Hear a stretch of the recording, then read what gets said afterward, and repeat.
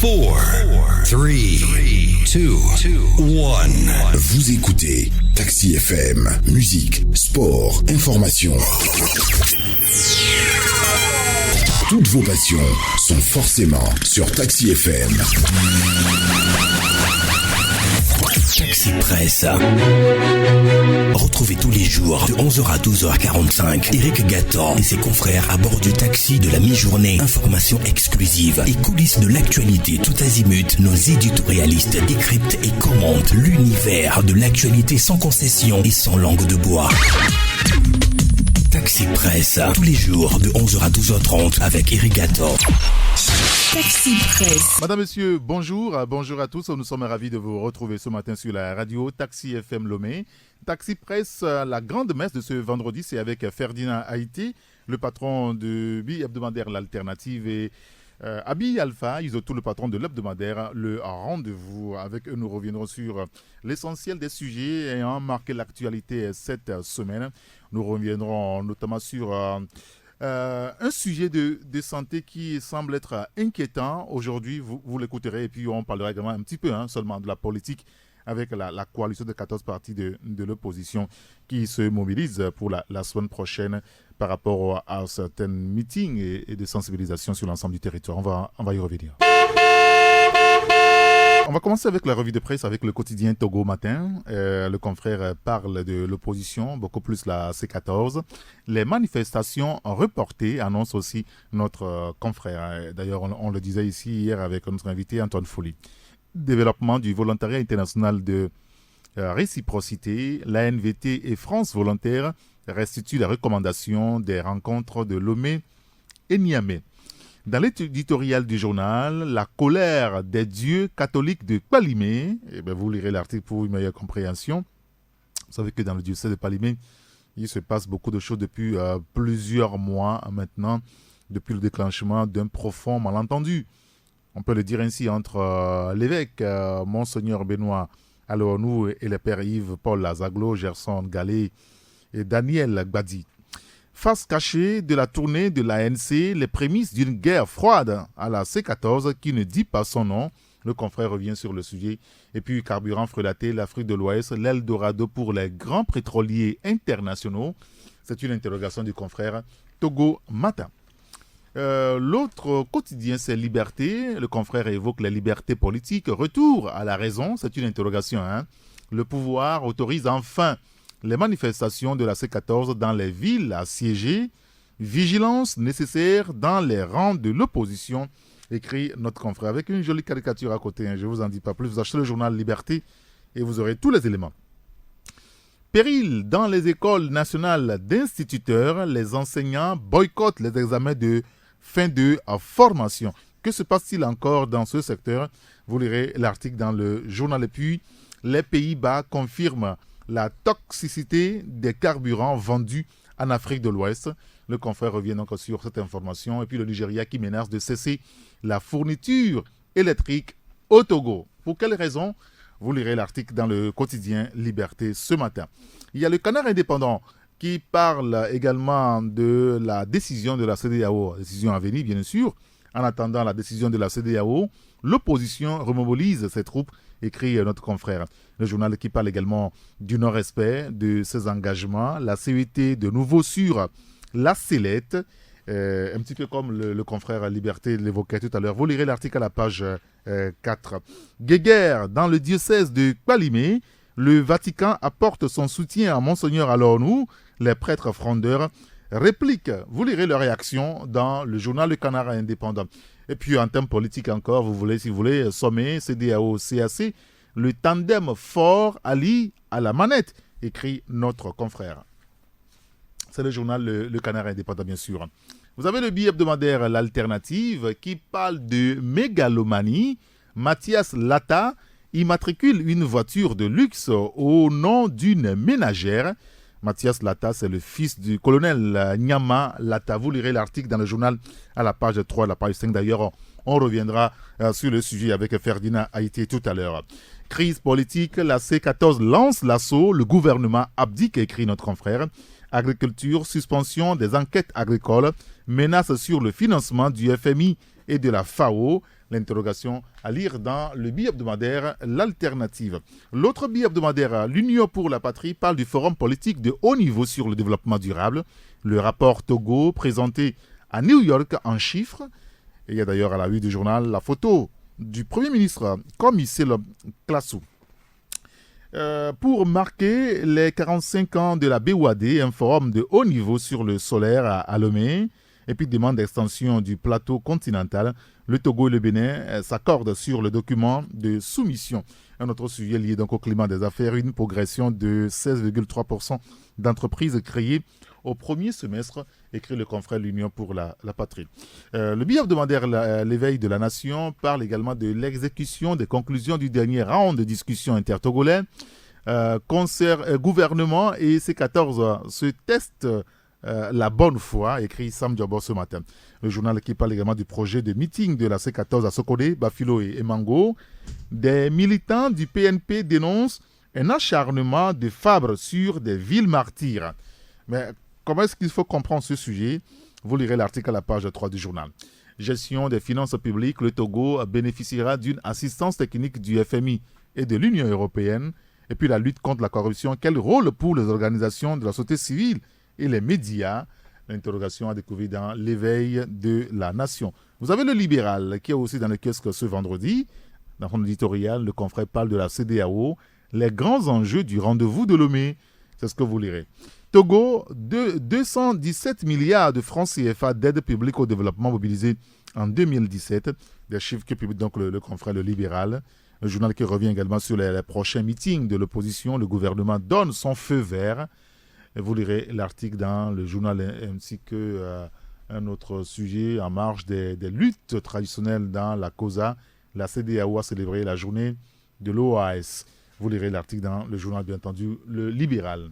Et le dernier journal ce matin avec nous, c'est La Voix du Peuple, Vox Populi, avec le message du directeur général, le professeur Stanley Okolo, à l'occasion de la journée de l'Organisation ouest-africaine de la santé. Et puis, le concours international Génie en herbe OADA 2018, le Togo défendra son titre en octobre prochain à Abidjan.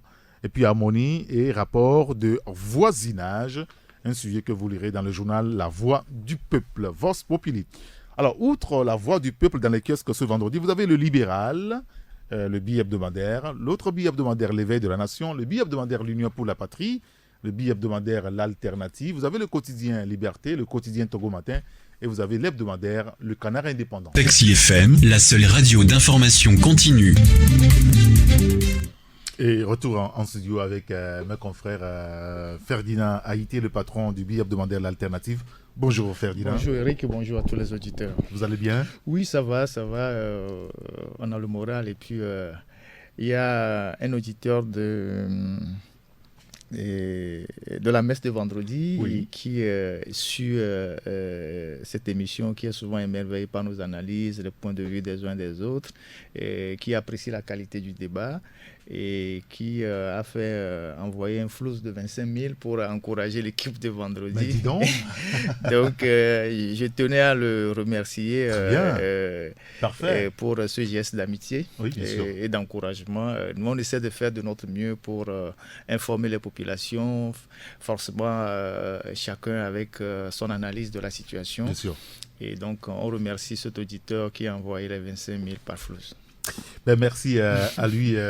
Merci beaucoup pour la confiance à la radio Taxi FM et à l'équipe de la grande messe de vendredi. L'équipe n'est pas au complet aujourd'hui.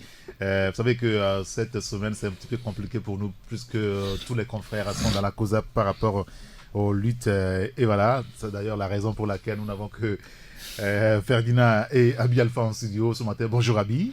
Bonjour confrère, bonjour à ta rédaction et bonne fête à tous nos sœurs frères qui sont de l'autre côté pour les Voilà. Bien sûr. C'est la fête traditionnelle. Exactement. Et je vais encore faire un coucou à cet ami-là qui c'est pas tant ce qui est envoyé qui importe, mais ça fait plaisir de savoir qu'il y a des gens qui écoutent et qui estime que quelque chose de bon se fait ici. Donc, un chapeau à lui. Et je voudrais aussi profiter de l'occasion pour saluer les techniciens et les employés au niveau du transport routier.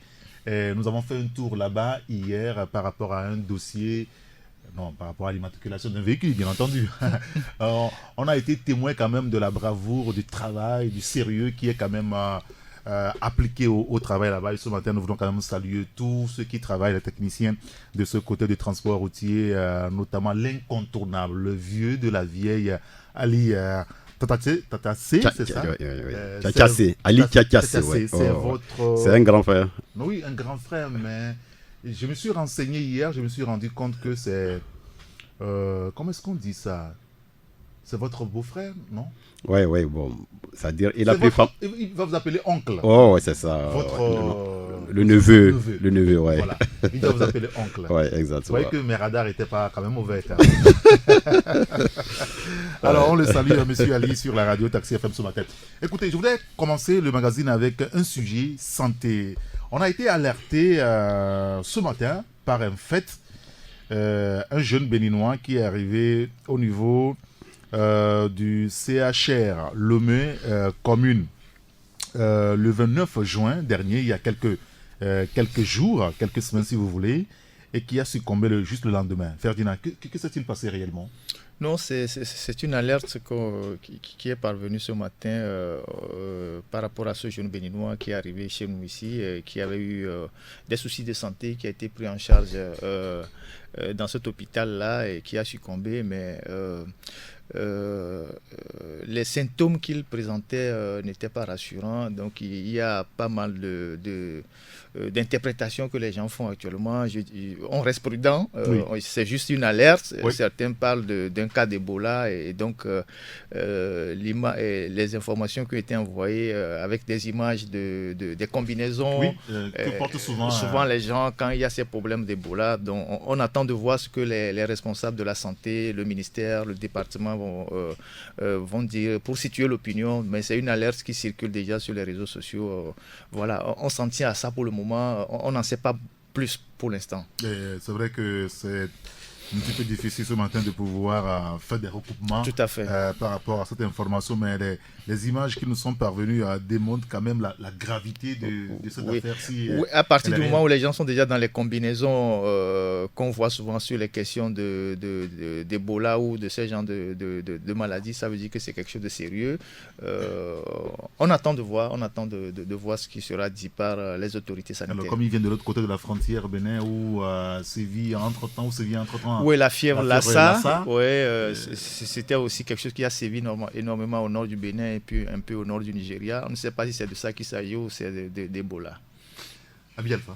Oui, je crois que c'est très bien que pour toucher certains cas, les médecins par prudence prennent certaines précautions. Ça fait partie de leur art. Et je crois que ça vaut la peine de tirer la sonnette d'alarme parce que le Togo en a déjà trop pour que d'autres choses s'en ajoutent.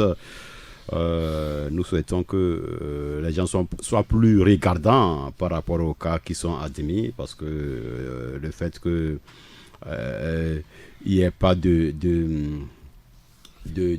précautions d'avant traitement, je vais parler des premiers soins, ça fait que parfois quand l'homme arrive là-bas, il n'est pas accompagné ou bien qu'il n'a pas de moyens pour commencer à éviter les traitements, il va traîner d'abord dans les couloirs un bon moment avant de se faire admettre. Donc nous ne souhaitons pas, mais quand des cas comme ça s'annoncent, il faut vite, à défaut d'avoir les moyens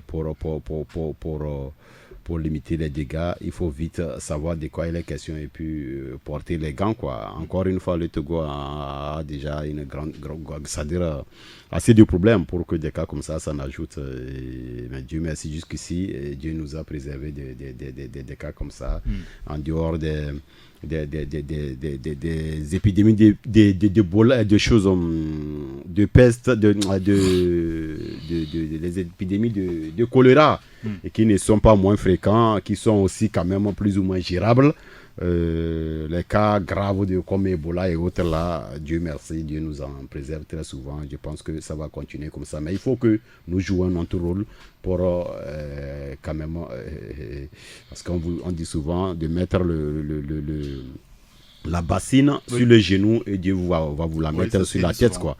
Donc c'est ce que je peux dire. Très bien. Ben, écoutez, Il nous reste, avant la pause, 5 petites minutes. Je voudrais quand même vous interroger par rapport, et d'ailleurs, on a fait l'exercice là tout au long de la semaine par rapport aux confrères qui étaient en studio, liés donc aux luttes. Et voilà, on disait que tous les confrères sont dans la localité. Alors, ce qui a retenu notre attention depuis quelques heures, c'est par rapport à une vidéo qui circule sur les réseaux sociaux. Dans cette vidéo, on voit les supporters et les lutteurs qui chantaient, qui raillaient presque Tikpi Atadam devant le président Faure Gnassingbé et sa suite, ses invités.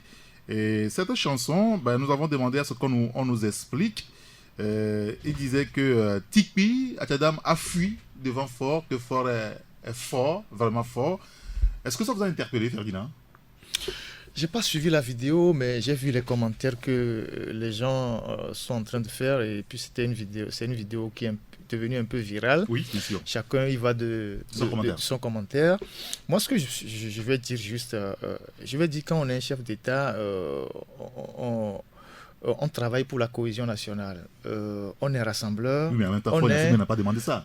Oui, mais l'attitude du président en face de ceux qui étaient en train de danser et de chanter, démontre qu'il y avait un consentement, vous voyez, et de ses collaborateurs.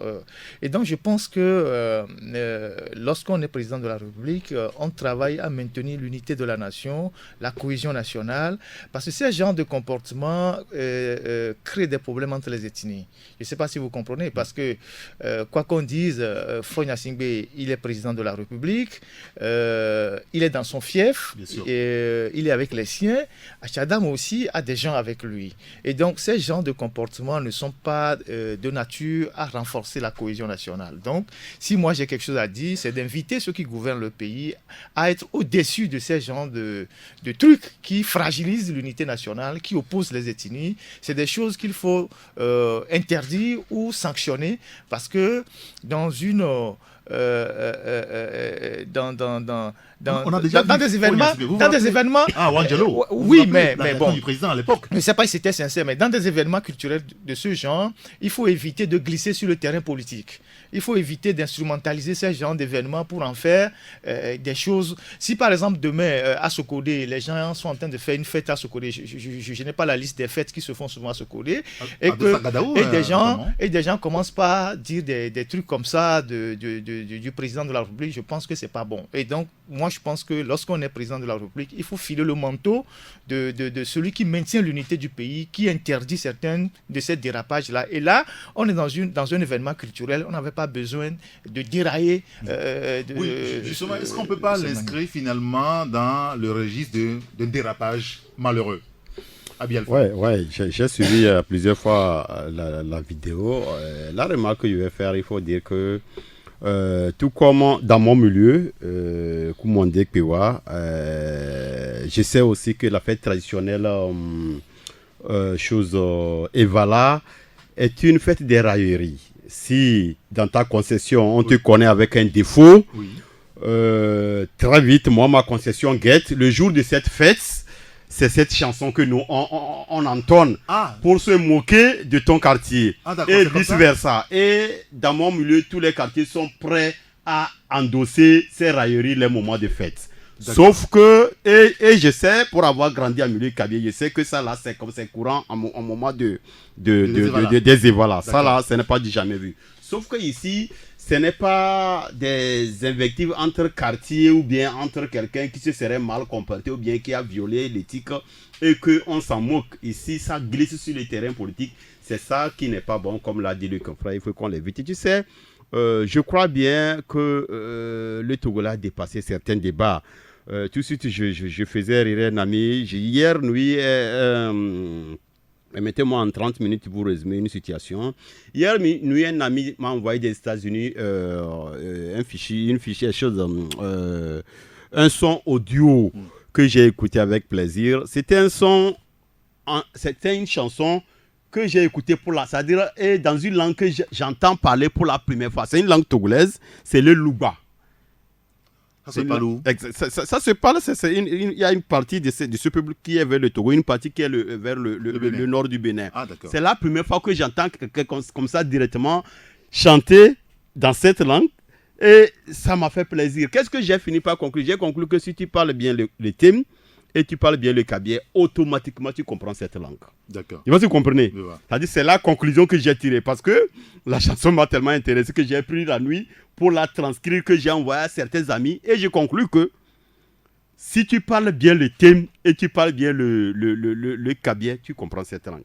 Donc, ces connotations, ces agitations du genre, jeter un caillou à qui, une pierre à qui, tirer quoi sur un terrain un terrain qui ne mérite pas ça, il faut que ça s'arrête. D'accord. Le Togolais a dépassé ça. Ce n'est pas dit jamais vu en milieu cabier, mais il faut que les hommes politiques apprennent à ce que ces invectives qui sont souvent traditionnelles n'aiguisent pas sur la politique. C'était déplorable hier parce que j'ai vu autour de M. Foria Singbe un peu comme si les gens étaient d'accord, les gens étaient même prêts à applaudir, c'était triste. Oui, il y en a qui ont applaudi quand même, il y en a qui ont ri beaucoup. Dans la chanson, les lutteurs se demandaient où est Achadam? Et dans une réponse, il répondait gaiement, Achadam a fui. Voilà, nous allons parler d'un sujet que le confrère La Nouvelle Tribune a traité hier et c'est lié donc à la télévision togolaise. Et d'ailleurs, pour évoquer le sujet, nous avons au téléphone avec nous Elom Atisogbe, le patron du journal La Nouvelle Tribune. Elom, bonjour. Bonjour Eric et bonjour à tous les passagers du taxi. Alors, Elom, c'est vrai que dans votre parution hier, vous parlez d'une tragédie à la télévision nationale. TVT L'Onde de Choc, 1620 documentaires diffusés illégalement, 2100 films diffusés à travers téléchargement illicite. Vous parlez également de 30 séries diffusées dans l'illégalité. C'est clair aujourd'hui que la télévision est mise en demeure par les sociétés détentrices des droits. Oui, évidemment, c'est quand même quelque chose d'effarant. Depuis quelques jours, nous avons quand même publié ce dossier qui quand même doit interpeller les premières autorités du pays, en l'occurrence le ministère de la Communication, parce que ce qui se passe depuis 5 ans, de 2013 à 2018 au niveau de la télévision nationale est quand même choquant. À la limite, c'est scandaleux parce que en 5 ans, sur 2237 films longs métrages diffusés, la télévision nationale a acheté seulement une centaine. Et sur 48 séries diffusées, elle a acheté 15. Et sur 1657 documentaires tous genres diffusés, elle a acheté une vingtaine. Et donc, selon le recoupement, la télévision aurait même signé des reconnaissances de dette à Eric pour des films téléchargés illicitement, parce que ces films qui sont souvent téléchargés sont confiés à des gens qui font des prestations pour la télévision nationale moyennant montant.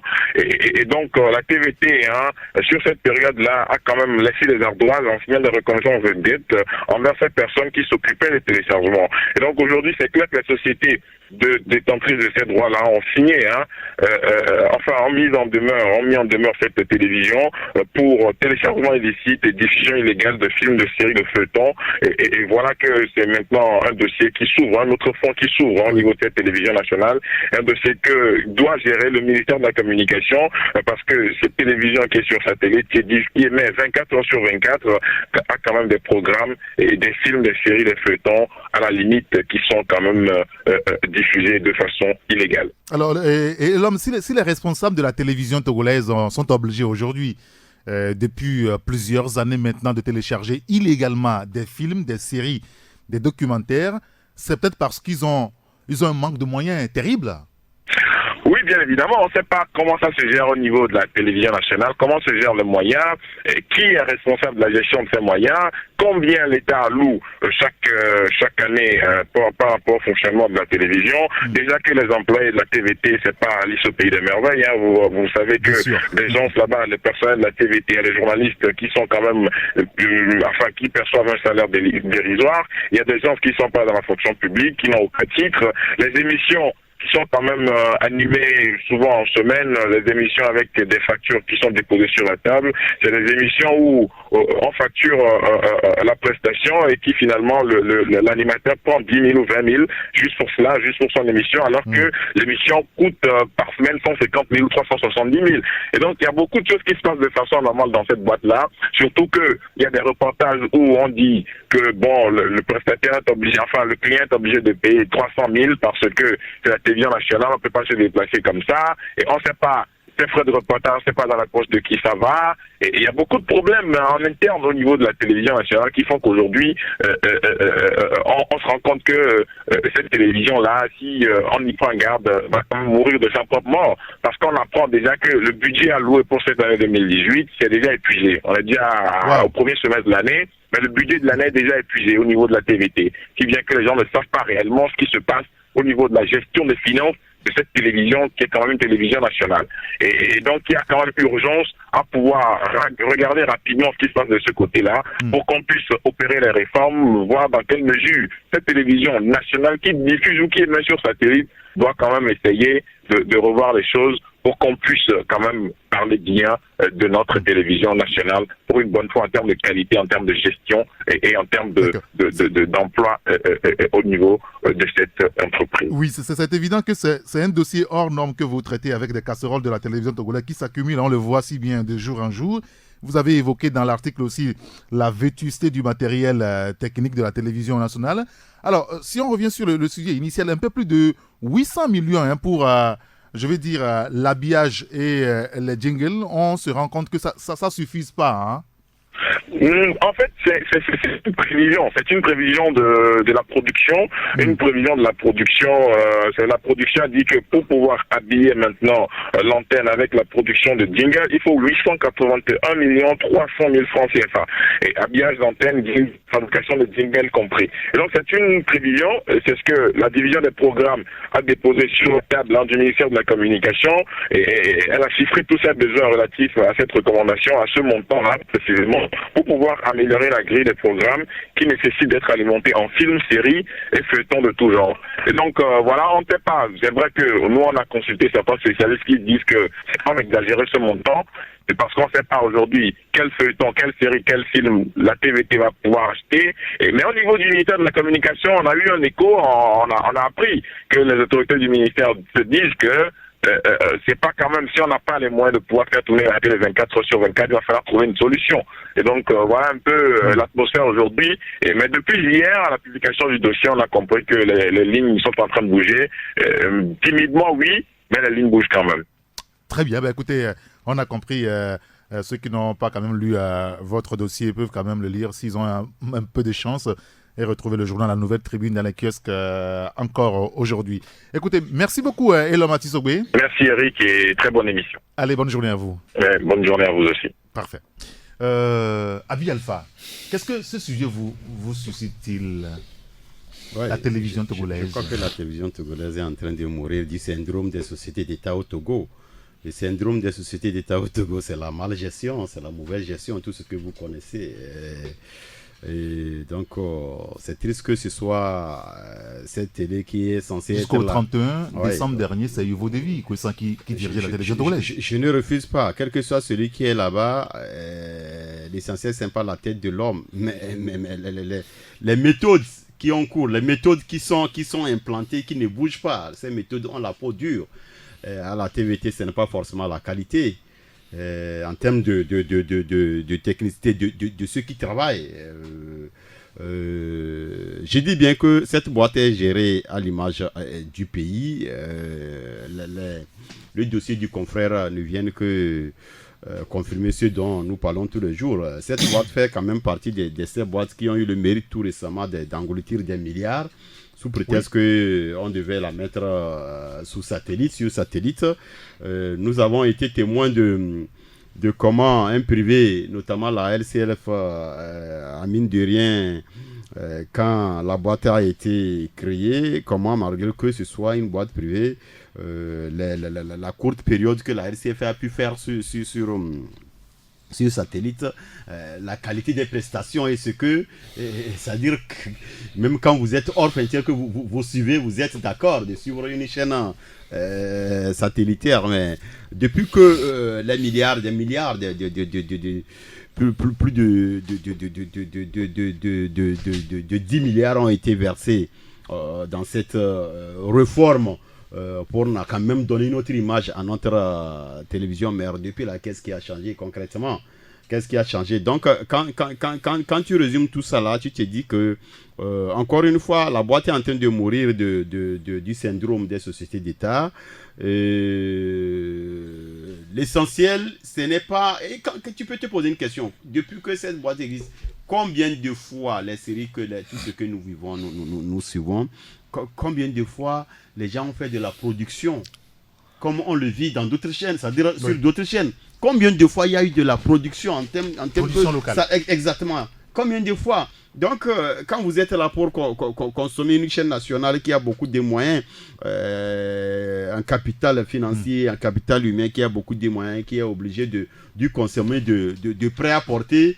Non, même ces prêt-à-porter là sont dans l'illégalité. Oui, dans l'illégalité. Prêt-à-porter dans l'illégalité, tu sais que ça fait problème. La boîte est là. Quel est l'objectif? L'objectif, ce n'est pas d'éduquer et d'informer tel que le b.a.-ba du journalisme nous recommande, mais l'objectif, c'est d'entretenir l'image d'un système politique qui est assis. Peu importe ce que la population va capter comme enseignement de la boîte, l'essentiel que ça permet à 20h de faire des gros plans sur les grands événements que l'État voudrait bien passer, véhiculer comme quoi la diplomatie va bien, l'inauguration de tout ce que vous savez, ça marche, que la République marche, tout est debout. Depuis un temps, ils ont pu plus ou moins de façon tétraplégique mettre le truc sur satellite. Ça permet hors des frontières de voir que au Togo tout est bien pour le meilleur des mondes possible.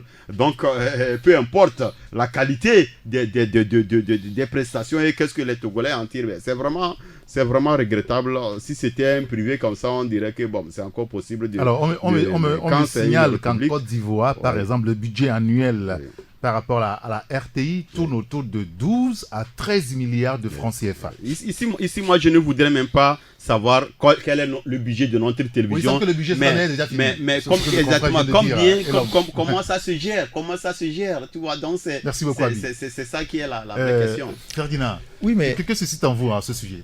Non, mais je vais d'abord poser une question. C'est vrai que c'est vous qui posez la question ici. Quelles sont les deux meilleures télévisions aujourd'hui en Afrique subsaharienne? La RTI et la CRTV. Oui, la CRTV. Voilà les deux meilleures télévisions. Quand on voit l'habillage. Les deux meilleures télévisions. La CRTV, une longue histoire de formation depuis le temps de Aïdjo, qui sont dans un bâtiment de plus de 12 étages, un budget de 9 milliards. La RTI, vous venez de le rappeler, plus de 12 milliards. Et ces gens, les télévisions ont été vraiment conçues par des professionnels. Par exemple, lorsque Ouattara a pris le pouvoir il y a quelques années, ils ont fait venir les gens de Canal+, qui ont refait tout le podium. Et le studio, tout. Et lorsque vous suivez, tout le matériel est acheté de high-tech. On a formé les gens. Chez nous, et les gouvernants aussi voulaient faire ça. Excusez-moi. Quand je dis souvent dans ce pays qu'il nous faut une thérapie de choc pour libérer ce pays, les gens parfois pensent qu'on exagère. Le pays est gangréné de tous les côtés. Par exemple, nous sommes des hommes de médias. Télévision et la radio, c'est d'abord... Il y a deux conditions. Oui, pour la radio, il faut avoir la voix. Nous sommes d'accord. Pour la radio, il faut avoir la voix. La voix doit être douce, doit être agréable à écouter. Pour la télévision, c'est à la fois la voix, mais aussi l'image. Lorsque vous captez une télévision, vous voyez les gens à la télévision mal habillés, mal coiffés, d'un style bizarre, avec la mine renfrognée, qui sont là. C'est l'image du pays qu'on envoie de l'extérieur. Surtout aujourd'hui que vous êtes sur satellite, on a vu... au début de la Coupe du Monde, cette image-là que les gens balançaient dans les réseaux sociaux, avec une fois même, quelqu'un était à la télévision en train de faire un débat, on a vu des chaises en plastique qui étaient entreposées à côté, sur une porte entrouverte là-bas. Ça, c'est l'image qu'on a de notre pays. Vous savez que cette télévision n'a jamais évolué.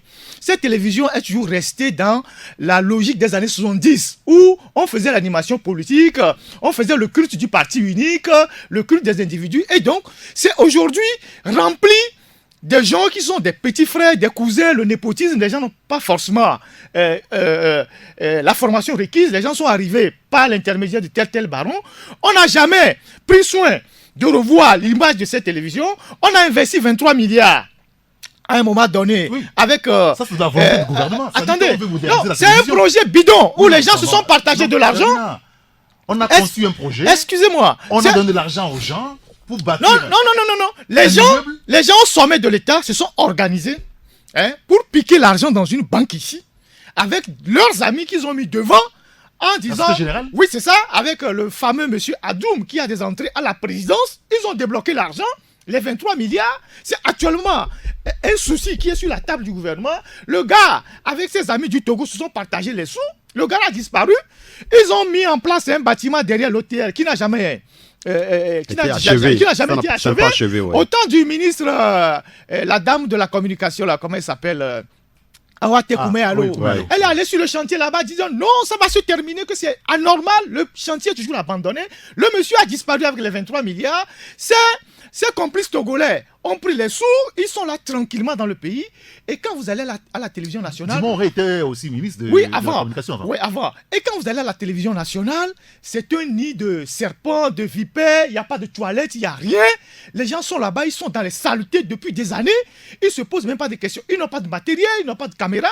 Mais le Togo sort de l'argent chaque jour pour faire la promotion du pays dans des journaux à l'extérieur. Oui. Il n'y a pas longtemps... Dans le papier, dans le papier de confrère Ayélement, il disait que très souvent, il a fallu solliciter l'appui extérieur en matériel de tournage, de faisceaux de transmission et des voitures de location pour honorer les engagements de la TV togolaise. Il n'y a pas longtemps... C'est quand même grave. Il n'y a pas longtemps, le gouvernement togolais ou le régime togolais, je parle des choix de quelques mois, a débloqué $500 000. Je ne sais pas combien ça fait en CFA, vous pouvez imaginer plus de 250 millions, $500 000, pour faire la promotion du régime dans les journaux américains. Ah oui? Ils sont passés par une firme française, mais qui est aux États-Unis, qui s'occupe de l'image des pays, $500 000. Et on n'a même pas vu l'effet dans ces journaux américains parce que les gens savent que ce qui se passe au Togo est anormal. $500 000. Et pourtant, vous avez la télévision nationale qui est là. Il n'y a pas de moyens, il n'y a pas de voiture de tournage, il n'y a pas de caméra. Moi, je connais des agences privées chez qui la télévision nationale loue des caméras de haute qualité. Non, c'est vrai? Oui. C'est donc vrai? Oui, loue des caméras pour pouvoir filmer un certain nombre de choses. Et donc, les gens sont dans les saletés, mais c'est à l'image du pays. C'est tous les médias d'État. Regardez Togo Presse. Il n'y a jamais d'article écrit dans Togo Presse. La une est floue, l'image même est floue. Le DG est à la retraite depuis des années, mais il est toujours maintenu à son poste. À Togo Presse, vous avez le double de l'effectif normalement qui doit travailler là-bas. Oui. Les gens continuent de recruter leurs frères, leurs petits frères, leurs cousins. Les gens vont là-bas, ils font absolument rien. Il y a plus de... la journée? Oui, ils se promènent, les gens ils sortent après, ils font leur business. Et ça pèse sur le budget de l'État. Et quand on veut se séparer des gens ou les affecter dans d'autres postes, ils ont leurs parrains qui se lèvent pour dire non, chaque ministre de la communication qui est passé à ce département a recruté frères, cousins, cousines, tout ça à Togo Presse. Mais au Togo, dans la fonction publique, ce n'est que sur... Ferdinand, dans la fonction publique au Togo, ce n'est que sur concours. Oui, mais ils les recrutent, ils sont là-bas. Et quand le concours... Oui, ils sont là-bas comme contractuels. Quand le concours vient, on les glisse dans les trucs et puis on régularise leur situation. Et ils sont là, mais ils ne font rien. Ils sont plus de 400. Mais il n'y a pas un seul qui écrit un article réfléchi. Mais ils sont juste là pour faire les reportages. Les gens ont quand même été ils font les reportages. Ils prennent les articles de Atop Tandjouare, Atop Pendjal, ils mettent les avis de décès. Ils passent les annonces, ils mettent l'argent dans les poches, dans les sous, et puis bon, c'est fini. Et quand vous voyez, le Togo est le seul pays de la sous-région qui a une télévision aussi médiocre, mais qui a aussi un journal d'État. Je parle de la presse privée, qui n'est pas en couleur. Non, la presse... la presse officielle, oui, qui n'est pas de couleur, qui a un papier vraiment... un papier qui n'existe plus sur le marché et qui a des photos, des photos qui ne sont pas traitées. Parfois, on passe même la photo du président de la République qui est floue sur les images et on dit ça c'est le quotidien national.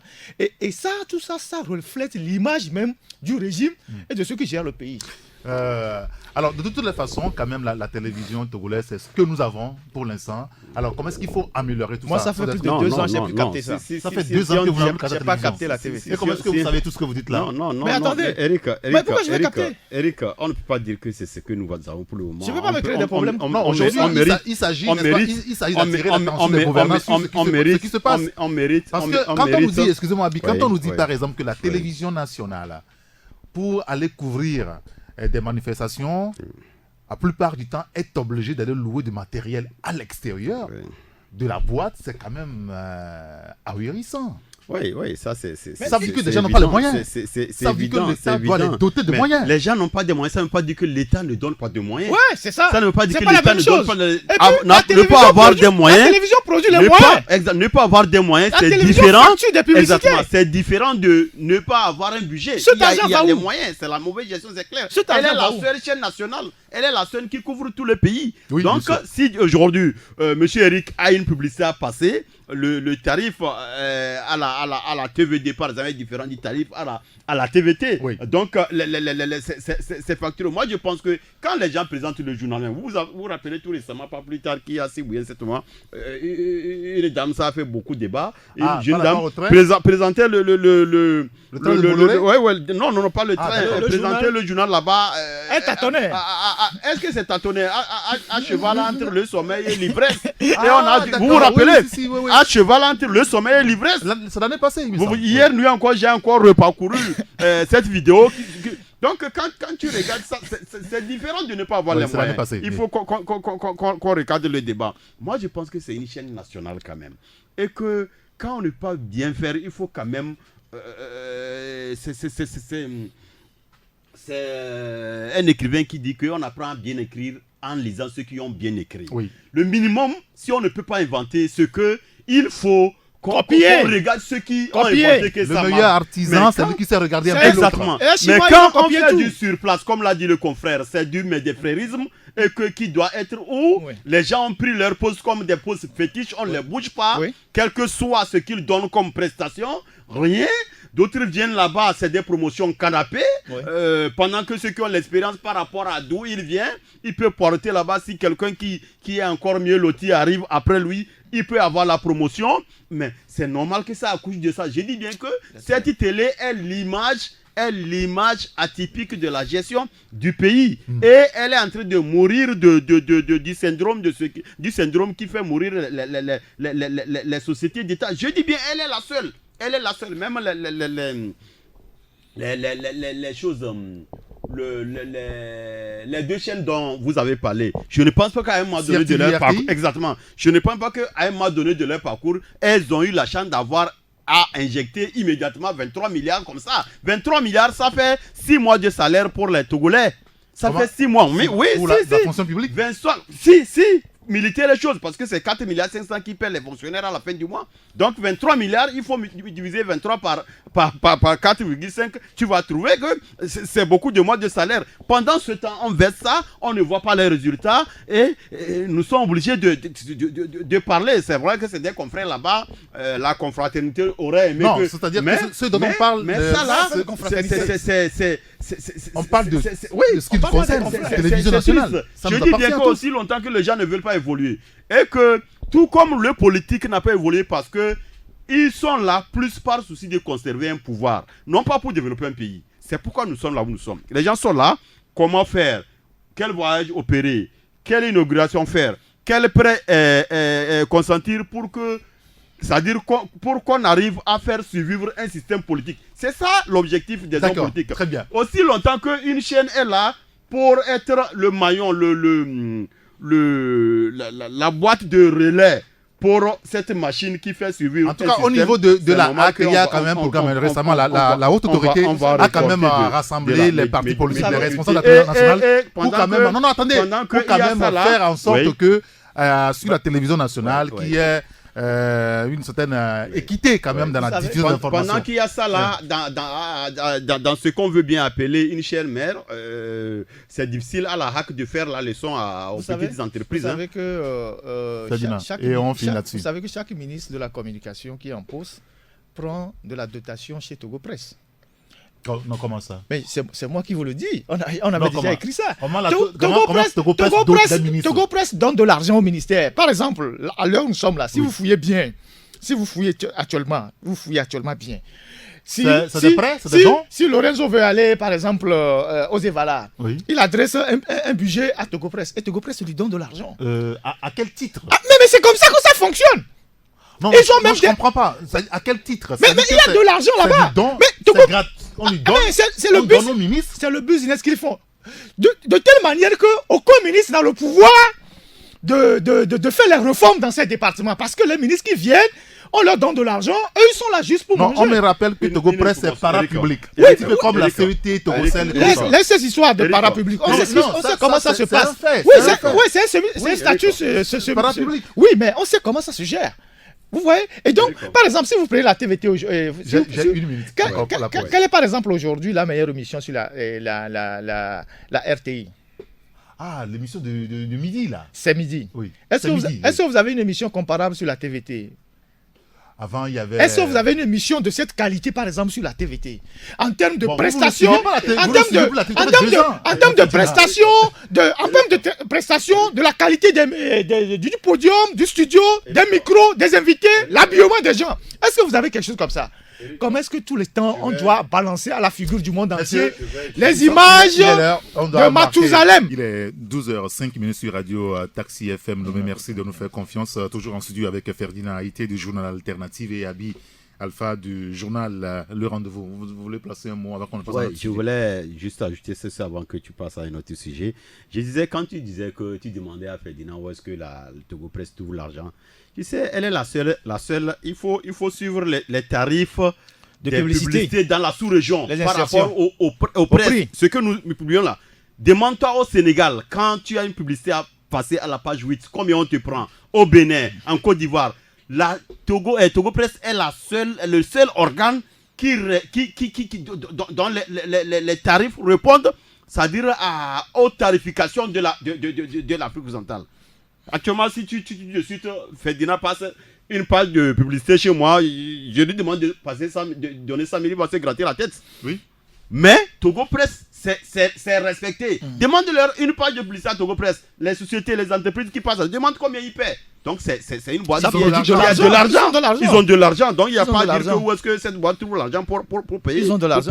Ils ont une imprimerie, ils ne vont pas faire de prestations quelque part comme Ferdinand a dit Alpha, où tu veux sortir le journal, ils ont même la société Edith Togo, ils impriment des documents, des cahiers, tout ça. Ils peuvent, si tu as un livre demain à publier, tu peux. C'est la mauvaise gouvernance. Ils t'impriment ton livret, c'est la corruption. Vous demandez aujourd'hui comment mettre un peu de soin c'est ça. à cet organe. C'est la mauvaise gestion. Même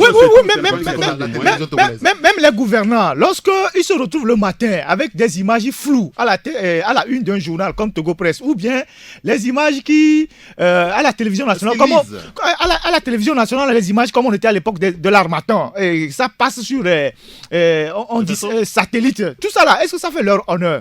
Quand on est ministre de la communication, on voit ces images-là, quelle est la réaction qu'on a? Est-ce qu'on est fier de faire son boulot? Parce qu'il y a des journalistes là-bas, quoi qu'on dise, qui sont de bons journalistes. Des écoles de journalisme. Ils n'ont pas de moyens pour travailler. Les gens n'ont même pas les vestes pour aller à l'écran. Donc ils vont louer les vestes. Bizarre. Certains prennent des vestes de 6 boutons. Ils vont, à l'écran. Et puis c'est ça qu'on projette devant le monde entier. Mais aujourd'hui, tout ça c'est soigné. L'image d'un pays est soignée par le présentateur que vous montrez à la télévision nationale. Et donc moi je pense qu'il y a un travail à faire. Il y a des réformes à faire, au lieu de bavarder tout le temps, de venir dire, bon, très bien, il faut être professionnel. Bon. Il y a beaucoup de choses à faire à la télévision nationale. Merci beaucoup. On en profite pour saluer tous nos confrères, ça fait mal. Qui sont à la télévision togolaise. On en parle parce que ça fait mal. Une page de publicité à Togo Presse, ce n'est pas moins de 300 000. Nos salutations à Gerson. Oui, on les salue. Et Alfred Kolani aussi. Bon, c'est ce qu'on courage à eux. Et puis, Amtia aussi, que nous saluons tous. Ferdinand, vous avez travaillé sur un sujet ce matin. Vous parlez de mégalomanie. Je voudrais qu'on commence par là avant d'aborder d'autres sujets. Il y a plein de sujets que nous avons inscrits quand même au débat ce matin. Et vous évoquez un certain Mathias l'attaquant. Nous avons eu votre journal hier déjà. On a cherché, on s'est rendu compte que c'est le fils du ministre Latanyama qui est le patron. Vous savez, aujourd'hui au niveau de l'aéroport, de l'aérogare, de la SALT et tout ça, il cumule aussi. Il a immatriculé une voiture de luxe au nom d'une ménagère, une limousine Hammer H2 de 18 places. Comment est-ce que vous savez que c'est son véhicule puisque c'est immatriculé au nom d'une ménagère? D'abord, il faut. Les Latas sont des gens très heureux dans ce Togo-là. Le père, il est un bon cumulard. Il est à la fois DG de l'ANAC, DG de la SALT, et puis cumule certains postes dans les conseils d'administration. Le fils est aussi bien placé parce que il est dans des activités de sécurité maritime avec les officiers sur la mer. Vous savez que au Togo, cette activité rapporte énormément d'argent, des milliards que les responsables de l'armée, la hiérarchie et certains privés se partagent. Parfois, ça crée, le partage crée des problèmes. Vous vous souvenez qu'il y a moins de 2 ans, le fils Lata a été kidnappé par les officiers ceux avec qui ils font le business. Vous savez comment le business se fait. Non, les sociétés privées qui font la sécurité des navires, qui sont en rade chez nous et qui viennent mouiller nos côtes, n'ont pas d'armes et n'ont pas de soldats. Donc c'est l'armée qui leur fournit les militaires qui vont garder les bateaux. Et la société privée facture l'armée et facture les armateurs, et l'armée prend un pourcentage. Ils se partagent. L'argent ne rentre pas dans les caisses, ils se partagent. Donc à un moment donné... Mais pourquoi l'armée ne fait pas elle-même ce travail-là? Non, je ne sais pas véritablement, mais c'est comme ça que le business se fait. Et il y a plusieurs sociétés qui se partagent ce business-là. Et vous voyez plein de bateaux qui sont sur nos côtes. Certains ne sont pas pour le Togo, d'autres sont pour la sous-région. Mais comme nos côtes sont sécurisées, ils viennent ici. C'est un business qui génère énormément d'argent. Et donc, c'est au niveau de l'état-major que tout ça se gère, et puis avec certaines unités qui fournissent les éléments. Donc, on paie quelques 5 000, 10 000 aux militaires qui vont en mer, tout ça, le reste, ils se partagent. Et dans un des partages, il y a eu des problèmes. Et un jour, il a été arrêté. Bon, j'ai dit kidnappé, il a été arrêté par ses amis officiers à qui il narguait parce qu'il devait les payer, mais il avait un différend de 150 millions. Donc, ils l'ont pris, ils l'ont gardé au SRI. Son père a fait les va-et-vient là-bas pour essayer de le faire libérer. Les autres ont dit non, il faut qu'il paye. Et donc, sur le champ, il a sorti un chèque. Les autres ont vérifié si ce n'était pas un chèque sans provision. Tout ça, ils ont eu toutes les garanties. Avant de le laisser, il a pris l'engagement de rééchelonner le reste. Et donc, depuis, il se fait un peu discret, mais c'est quelqu'un qui a un faible pour les voitures de luxe. Il a une limousine Lincoln, 18 places d'ailleurs. Il a d'autres Hammer, il a acheté ce Hammer, il en a encore commandé 2 autres de ceux-ci qui arrivent. C'est pas là le problème. Le souci, c'est d'abord l'activité qu'il mène et ce que ça génère comme les biens et l'argent et ce qu'il fait avec l'argent. Parce que lorsque vous achetez une voiture comme celle-là, et que vous la faites rentrer dans le pays, et que vous l'immatriculez au nom d'une autre personne, tout en vous positionnant comme personne à prévenir. Parce que nous avons publié là-dedans le dossier d'immatriculation, la dame qui est au nom de qui on a immatriculé la voiture, et le nom du fils Lata qui est la personne à prévenir sur le dossier. Et donc, ça donne le sentiment ça donne le sentiment de dissimulation de biens. C'est-à-dire quoi? Si vous avez gagné honnêtement vos sous et que vous voulez acquérir un bien, vous n'avez pas besoin de le faire porter par quelqu'un d'autre. Oui, parce que je vais poser justement la question, parce que moi j'achète un véhicule, je l'immatricule. Quel est votre problème? Vous en parlez? Oui, le problème c'est que lorsque vous immatriculez le véhicule, vous savez que ces genres de choses normalement doivent être frappés d'impôts, de tout ce que vous savez. Lorsque vous amenez un véhicule de luxe dans une société d'immatriculation de transport routier et que vous voulez immatriculer un véhicule que vous achetez par exemple à 100 millions au nom d'une bonne ou d'une ménagère, ça doit susciter la curiosité des services d'immatriculation, de renseignement, en disant mais comment est-ce qu'on peut immatriculer ce véhicule de luxe au nom d'une ménagère? Qu'est-ce qu'on cherche à cacher? Normalement, c'est de ça qu'il s'agit. Ça veut dire qu'on cache quelque chose. Oui, ça veut dire qu'on cache quelque chose. Et donc, c'est pour ça qu'on a publié le dossier de la dame. Et vous avez vu la carte d'identité de la dame, elle est ménagère. Oui. Reste à savoir si elle est véritablement ménagère. Vous voyez? Et puis elle est très jeune, elle est née en 84. Voilà. Et donc, est-ce qu'une ménagère peut acheter une voiture comme ça? Et donc, la question qu'on se pose, parce que lorsque nous avons fait les enquêtes, on a interrogé des gens, les gens nous renseignent que depuis un certain moment, au niveau des sociétés d'immatriculation des transports routiers, beaucoup de barons du régime, lorsqu'ils viennent pour immatriculer les véhicules de luxe, ils immatriculent toujours au nom de d'autres personnes. Directeurs de société d'État, ministres, officiers supérieurs, ils n'immatriculent pas les véhicules dans leur nom. Est-ce qu'ils ont peur de quelque chose? Est-ce qu'ils redoutent quelque chose? Est-ce que c'est pour cacher ça au fisc? Est-ce que c'est parce qu'ils mènent des activités qui leur rapportent de l'argent qui n'est pas propre, qui dissimulent les biens dans le nom d'autres choses? Les maisons aussi. Dissimulation de biens. Oui, les maisons aussi. Et il y a ceux qui aussi ne mettent plus l'argent sur leur compte, mais ils achètent des bijoux et mettent l'argent et mettent les bijoux dans les coffres forts dans les mains. Vous savez que lorsque vous avez... service comme ça. Lorsque vous avez de l'argent sur votre compte et que le compte est garni, ça peut susciter la curiosité. On peut demander où est-ce que vous avez trouvé de l'argent. Mais quand vous avez un bijou que vous mettez dans les coffres forts, ça n'attire pas l'attention des gens. Et puis il y a ceux qui mettent aussi l'argent dans les assurances. Vous savez que les sociétés d'assurance qui existent aujourd'hui au Togo, il y en a plein qui participent à blanchir de l'argent. Il y a un ministre qui a été bombardé à un poste juteux il n'y a pas longtemps. Il a déposé 200 millions dans une société d'assurance. Où est-ce qu'il a trouvé ça? Donc, voilà des 200 millions, c'est pas beaucoup quand même. Mais c'est beaucoup pour un ministre qui gagne peut-être 2 millions. Parce que vous savez qu'il y a un article au Togo qui dit qu'il faut déclarer les biens. Oui, bien sûr. Vous savez ça? Oui. Et donc, tout ça, c'est pour demander, par exemple, qu'est-ce que la commission anticorruption fait. Parce qu'en réalité, au Togo, la lutte contre la corruption doit viser d'abord l'enrichissement illicite. Où est-ce que les gens, si vous gagnez 100 000 et que vous faites des réalisations de 100 millions, on doit vous poser des questions. Bien sûr. Abi Alpha, je pense que ce Fiserata, nous en avons déjà parlé, je crois bien, en fin d'année passée. Quand on publiait le dossier du scandale sur la mer, le trafic de l'or noir sur la mer, bien sûr, il jouait un grand rôle. Il y a certaines informations que moi, je n'ai pas pu faire passer. À un moment donné, c'était du cash and carry. Sur la mer là-bas, les gens font du trafic, se partagent l'argent là-bas et le fils de la table faisait partie de ceux qui amenaient à certains barons insoupçonnés leur part du gâteau. Donc c'est pas tout qu'on dit. Quand moi j'ai fait une enquête qui se résumait à 12 pages de journal sur cette mer-là, je n'ai pu publier que 3 pages. Parce que c'est tellement scandaleux que, c'est vrai, c'est bien quand on publie, les gens se régalent, ça fait des commentaires, mais il faut vivre avant de faire du journalisme. Hein? Moi je ne suis pas de ceux qui pensent que un bon journaliste c'est un journaliste mort. Il faut vivre avant de faire du journalisme. Bien sûr. Ne peut pas tout dire sur lui, mais lui c'est un scandale.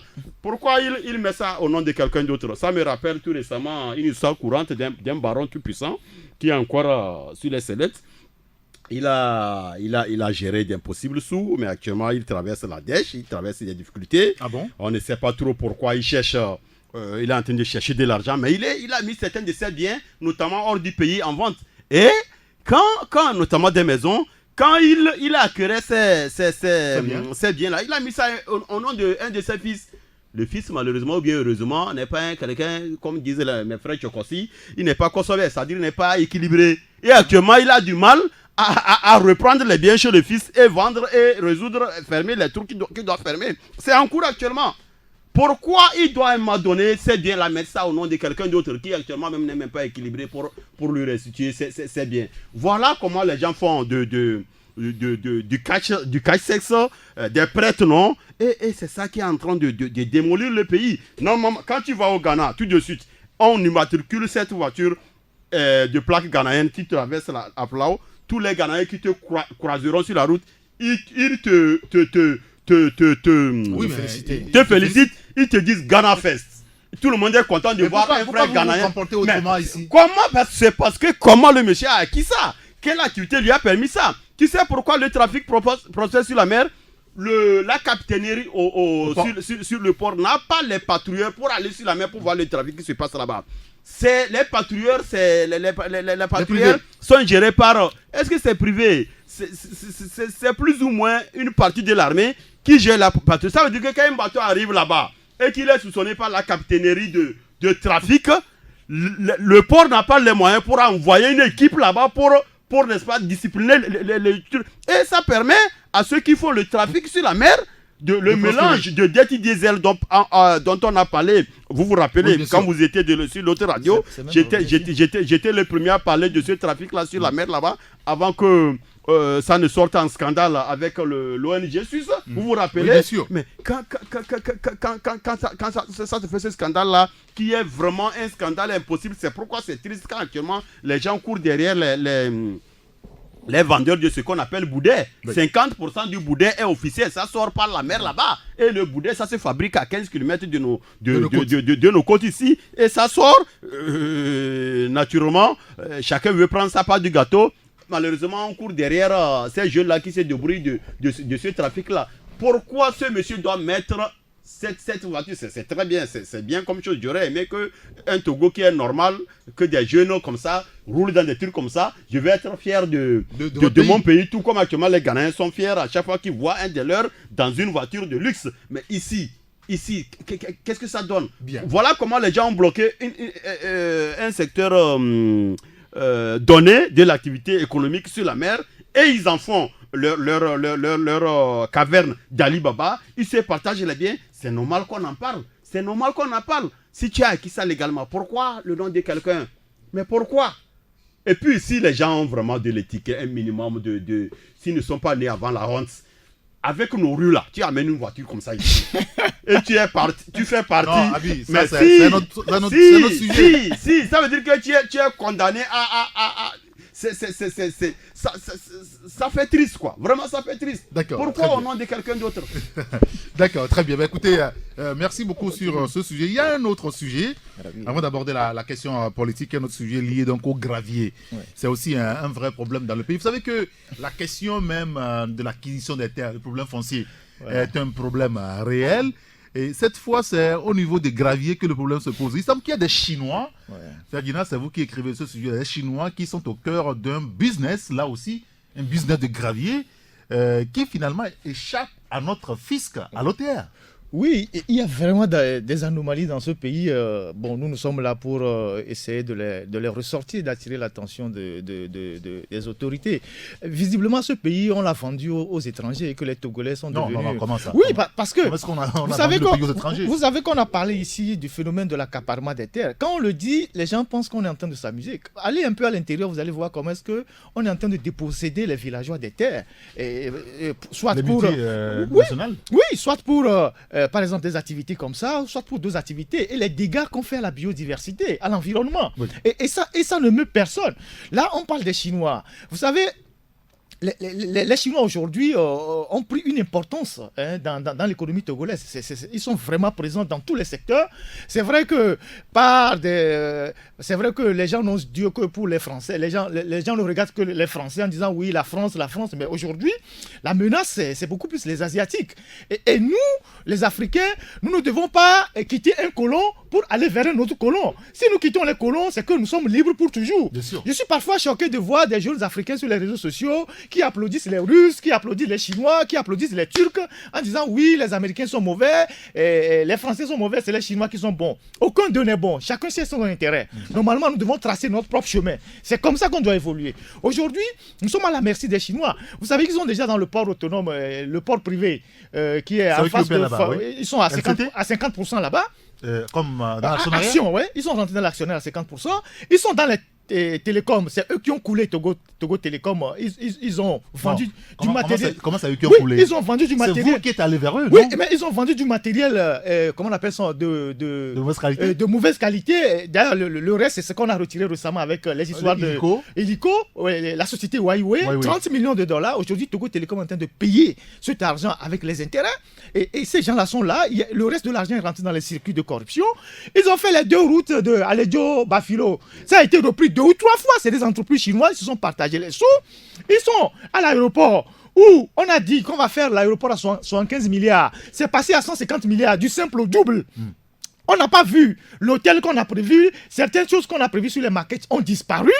Et aujourd'hui, on a concédé une partie du fret aérien aux Chinois qui vient de l'Asie. Vous voyez quand vous arrivez... au niveau du fret? Oui, quand vous arrivez par exemple au niveau de l'église Wina Chapelle, je ne sais pas quoi, en face, vous allez voir, il y a des préfabriqués bien aménagés dans lesquels vivent les Chinois.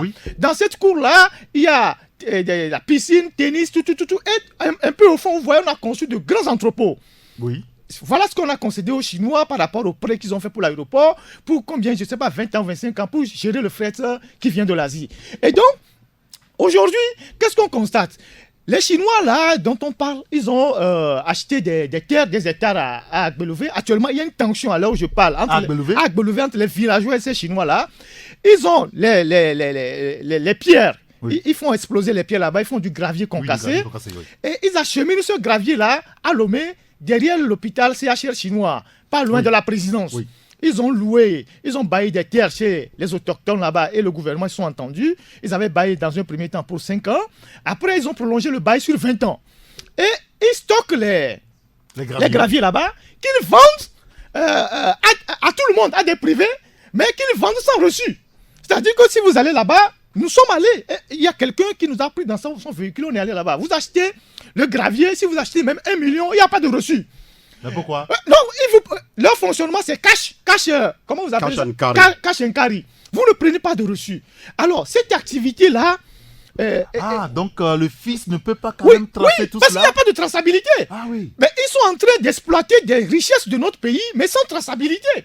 Et à 300 mètres de la présidence. Mais le fils n'est-il pas au courant? Moi, je ne sais même pas. Tous les radars de ANR, présidents qui sont là-bas, n'ont pas vu ces Chinois dans la bourse là-bas en train de vendre tous les jours des tonnes de gravier sans payer un seul rond au fisc, aux douanes, je ne sais pas comment vous appelez tout ça. Donc, ça veut dire qu'ils ont des complices dans les ministères des mines et des travaux publics avec qui se partagent l'argent et eux, ils sortent le reste de l'argent du pays. Vous savez qu'il y a beaucoup d'hommes d'affaires, d'entreprises dans ce pays qui font du business mais qui ne mettent pas l'argent dans nos banques, qui ont une manière frauduleuse de sortir l'argent. Et les Chinois sont les premiers dans ça. Donc, aujourd'hui, nous sommes en train d'attirer l'attention non seulement du gouvernement mais aussi de nos populations. Parce que quand vous cédez vos terres à ces gens-là qui créent des dommages à l'environnement, aujourd'hui, il y a une tension à relever. Ils ont pris plusieurs hectares. Demain, vous n'aurez même plus de terre pour cultiver ou même pour vivre. Donc, il va falloir arrêter cette invasion, tout ce qu'on est en train de céder aux étrangers, parce qu'on prive les Togolais. Si c'est un Togolais qui demande la licence pour vendre ce gravier, on ne lui accordera jamais. Parce que c'est un Togolais. Mais c'est un Chinois, on lui a accordé. D'accord, très bien. Abi, et puis on va parler politique. Eric, je crois que ce n'est pas aussi simple qu'on le voit. Moi, je crois que quand on tombe, il ne faut pas trop regarder là où on est tombé, mais il faut regarder là où on a trébuché. Moi, je n'accuse pas. Je n'accuse pas trop. Non, on peut trébucher si elle est tombée à 5 mètres près. Hein. Donc, c'est pas automatiquement qu'on tombe sur place. Donc, moi, je pense que personnellement, je n'en veux pas trop à ces Chinois-là. Vous en voulez à qui? À nos patrons? Ferdinand avait publié un dossier ici où le Wassem Gates. Oui. Dans le Wassem Gates, il y avait un actionnaire, l'actionnaire principal majeur était à 41%. Son nom, c'est un Asiatique. Le second est à 23%. Son nom, c'est un Asiatique. Vous comprenez, non? Oui. Actuellement, au niveau de choses, de la LCT, Lomé Terminal Conteneur au port, 50%, c'est les Asiatiques. Oui. D'accord? Vous êtes d'accord avec moi? Oui, bien sûr, c'est ce qui a été révélé. Je vous parlais la dernière fois du scandale du scanner, les 10 milliards. C'est au nom d'une entreprise asiatique que les 10 milliards indiennes, que les 10 milliards devaient venir et les 10 milliards sont venus, ça n'a pas marché. Oui. Vous comprenez, non? Nous détenons plein d'exemples comme ça où on a mis des entreprises chinoises, indiennes, tout ce que vous savez, devant pour faire du trafic. C'est nos frères qui les amènent. Puisque l'État est devenu une baleine au large, chacun tient un quartier. C'est ça. Chacun tient un quartier avec son couteau, il déchire, il se sert dans l'impunité. Comme c'est comme ça, si moi aussi j'ai un réseau d'Indiens, je ne sais pas dans quel pays, je vois que par rapport à la gestion de mon pays, il y a ce domaine-là qui peut être jeté que M. Fornia-Singbe n'a pas encore vu. Je fais un projet, j'arrive à le faire emballer avec les premiers décideurs et j'amène, tout de suite, je fais créer une entreprise indienne ou bien chinoise et je fais introduire tout le monde, c'est-à-dire dans le circuit, c'est ce qu'il veut manger. Je fais venir mes Indiens ou bien mes Chinois et ils sont devant l'entreprise. C'est ça qui fait que tu vois les gens. Mais c'est très simple quand même qu'on me dise que là où ceux qui gèrent le clinker, c'est quand même après le phosphate. Le clinker est le deuxième minerai de la République. Actuellement, même mieux, c'est que le clinker est passé devant. Actuellement, le clinker est passé devant le phosphate. Il y a 5-6 ans, le clinker marche plus pour le Togo que le phosphate. Vous comprenez? C'est très simple quand même qu'on dise que dans une république comme le Togo, où les gens disent qu'ils sont allés à l'école et ils gèrent le pays, qu'un Indien gère 40% de l'actionnariat dans la gestion, dans l'exploitation du clinker et qu'on ne le connaît pas. C'est quand même, entre nous. Donc ça veut dire que c'est les gens qui les amènent, ils les placent. C'est comme je gagne. Toi, tu gagnes ceci, mais c'est pour toi, c'est ton nom là-dessus. La dernière fois, vous avez dû lire nous avons beaucoup avancé dans l'affaire RCT. Oui, le nom de qui est sur l'entreprise. C'est très facile comme me convaincre que M. Faure Gnassingbé ne connaît pas le problème de la RCT, alors que la RCT qui est censée...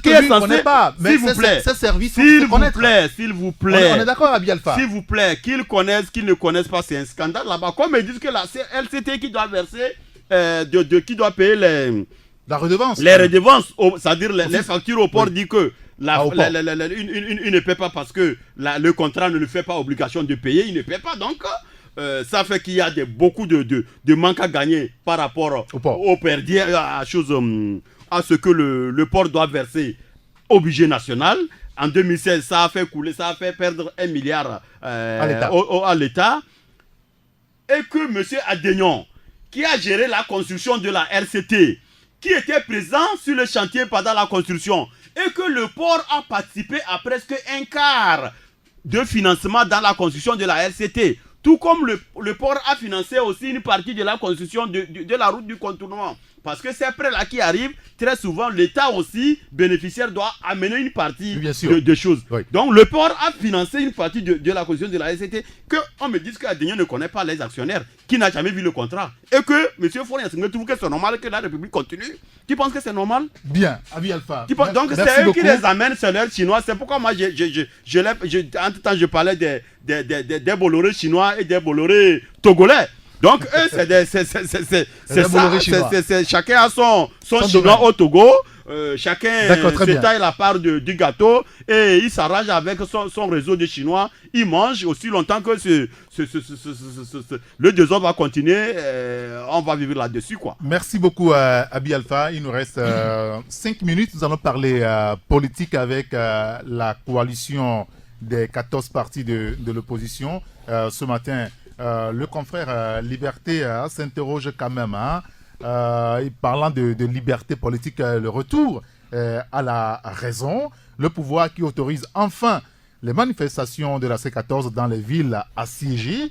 Vous savez, Mango, il y a Bafilo, il y a Sokodé, et le journal qui parle de vigilance nécessaire dans les rangs de l'opposition. Le confrère Togo Matin, lui, nous dit que les manifestations telles que programmées cette semaine sont reportées sur la semaine prochaine. On en a parlé hier avec Antoine Folly de la C14. Alors, Ferdinand, vous aussi, vous l'écrivez, la C14 qui lance l'assaut, le gouvernement qui abdique. Est-ce qu'on peut le dire ainsi? Le gouvernement, finalement, qui accepte quand même que des manifs se passent sur l'ensemble du territoire, tel que la coalition a programmé. Oh, est-ce que c'est abdiqué? Peut-être pour moi, je pense que c'est trop dire. Ce n'est que justice. Il y a un moment donné, l'État reconnaît que le droit de manifester, c'est un droit constitutionnel et qu'il faut laisser tous les citoyens en jure. Donc, je crois que le verrou est tombé. Maintenant, on dit souvent c'est à l'œuvre qu'on voit l'artisan. Donc on verra. Et quand les marches vont vraiment, la machine va être, que ce soit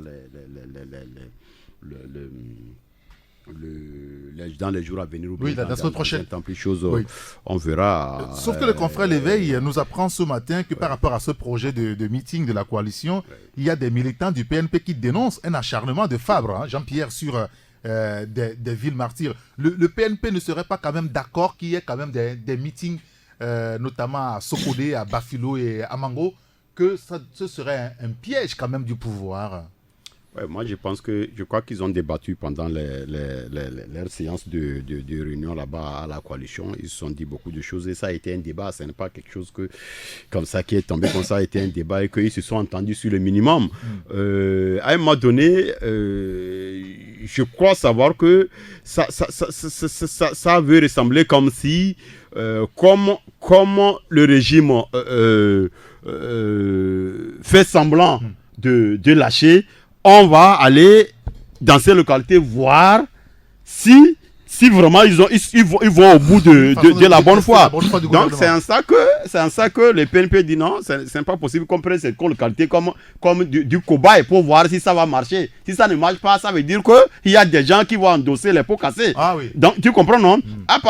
C'est là que le peuple dit, à partir du moment où il y a des localités qui, depuis là, du bonne partie, soit à un moment donné, elles étaient debout ou bien qu'elles. Donc il faut que aussi on aille dans des deux. Ça fait. Puisque, comme je disais la dernière fois, ces localités sont assiégées parce qu'elles sont trop mises debout très tôt. Elles ont très vite compris Mango, Bafilo, chose Sokodé. Il y a aussi la ville de Palimé, mais on n'a pas trouvé d'argument pour assiéger là-bas. Mais ces localités sont assiégées parce qu'elles sont trop mises debout très tôt. Elles ont compris. Et l'État sait que si 8 à 9 localités comme ça comprennent sur le plan de la République, ça va faire problème. S'ils ont un argument pour maintenant faire sombrer ceux qui ont vite compris et voir comment ils vont gérer les autres, c'est tant mieux. Donc, je crois que dans les jours à venir, ça va être encore plus clair. C'est un problème au niveau de la coalition aujourd'hui. Il y a des gens qui ne sont pas d'accord, il y en a qui sont d'accord par rapport à ces meetings.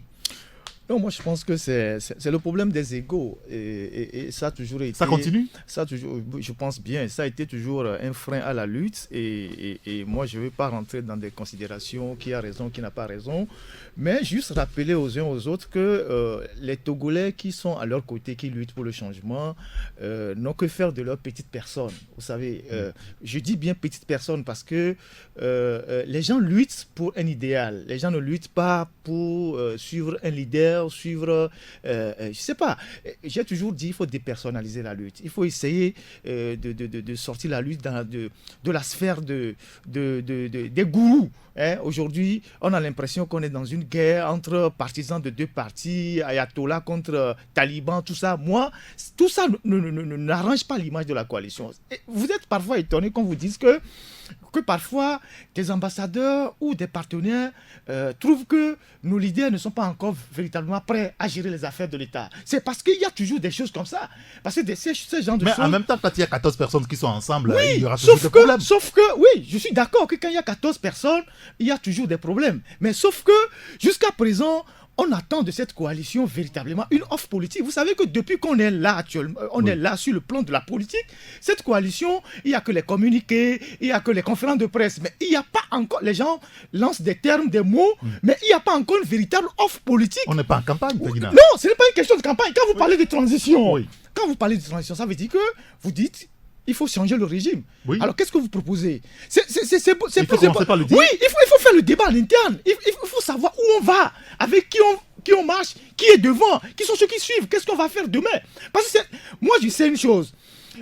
Ce qu'on appelle la communauté internationale, ils ont déjà lâché le pouvoir de Faure. Mais si ceux qui sont en face ne s'organisent pas bien, Faure restera là.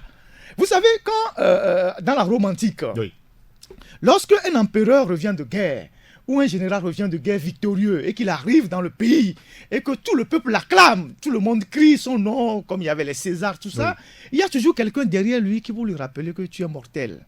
Rappelle-toi que tu es mortel. Ça veut dire quoi?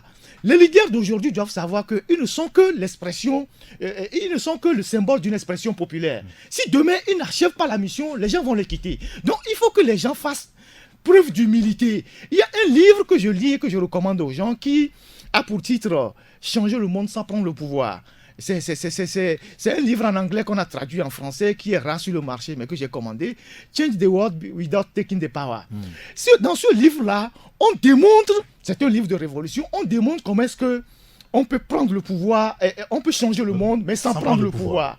Si je mets par exemple l'exemple de la technologie, aujourd'hui, par exemple, WhatsApp a changé le monde. Mais est-ce que WhatsApp tient le pouvoir dans un pays? Non. Est-ce que Facebook tient le pouvoir dans un pays? Et donc, il faut que les gens comprennent qu'on peut lutter, mais changer un pays sans véritablement prendre le pouvoir. Donc, moi, j'invite tous ces messieurs, dames de la coalition à faire preuve d'humilité, à parler entre grandes personnes, à s'entendre sur l'essentiel pour avancer. Parce que ceux qui meurent, ceux qui sont à leur côté, qui meurent tous les jours, c'est le changement qu'ils veulent. Ce n'est pas leur petite personne qui importe. Très bien. Messieurs, merci beaucoup. On va s'arrêter là pour aujourd'hui.